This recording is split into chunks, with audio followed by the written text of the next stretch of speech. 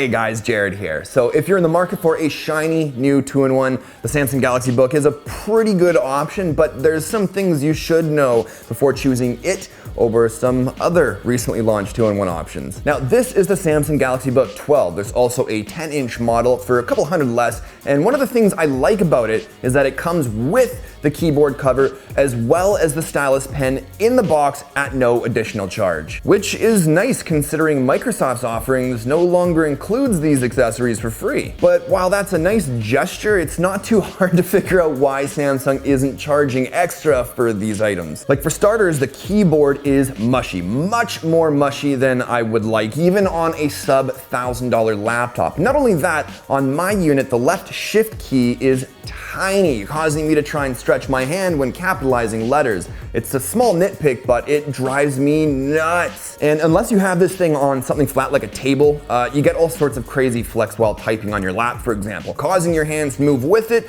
constantly making typos. But hey, at least it's backlit. Now, the kickstand side of the cover gives you plenty of different viewing angles, but it's a pain in the ass sometimes because it's so floppy and stays in place with some magnets. But as you're setting the angle you like, you get this feeling like the back's just gonna kick out at any moment. Not very reassuring, not like the Surface Pro. But all that said, because it is such a flimsy ass keyboard cover, it's also really lightweight. Perfect for students or people who travel a lot for business. The Stylus Pen slides into this little convenient holder that sticks onto the keyboard cover, which is a nice touch, and it's actually pretty awesome to use. It's got a button on the side that when pressed brings up a bunch of handy air commands. But personally, I don't do any graphic work or even like writing notes as opposed to typing them. So I'm probably not the best person to give an opinion, but it is really nice to use and is fun to draw some happy trees and calm mountains with. That's my best Bob Ross impression. Sounds a bit rapey. Sorry. So the tablet connects to the keyboard cover via pogo pins on the bottom and actually has a really damn strong hold. So at least no worries about everything falling apart on you.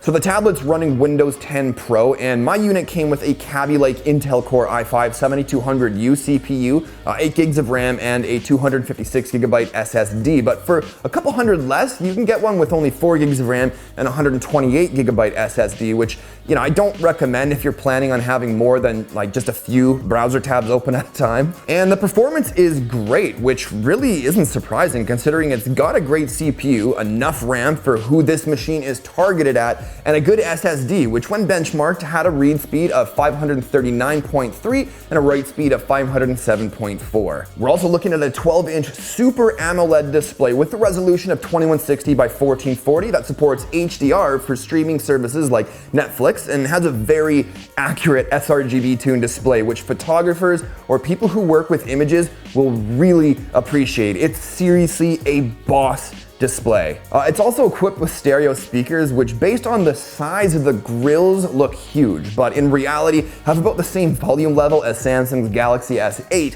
while sounding maybe marginally better. It's a weird one. We've also got count them two USB 3.1 Type-C ports, which can both be used for charging or for running multiple displays, as well as a headphones port, and then we've got our power button and volume rockers at the top, and an expandable microSD card slot on the left side. So the front-facing 5-megapixel camera is actually pretty good, but I found in video mode that it has a bit of a bias towards red, while the rear 13-megapixel camera is awesome and is a great example of Samsung's mobile optics. Now, battery life from the 5070 mAh battery has been slightly depressing considering Samsung claims 11 hours of video playback. Well, in my case, while just browsing the web, writing emails, and some very light video watching, I got about 6 hours before it shut off on me. So I don't really know what to make of that other than to ask, what kind of video were they testing this with? I mean, was it 480p and they had it on like the lowest brightness setting? Okay, so wrapping up, aside from some of my gripes, there's definitely a market for this device, especially for those looking for a lightweight 2-in-1 with great performance and a great display. Although the battery life's Anyways, I'll have links in the description down below in case you're interested in picking one up for yourself.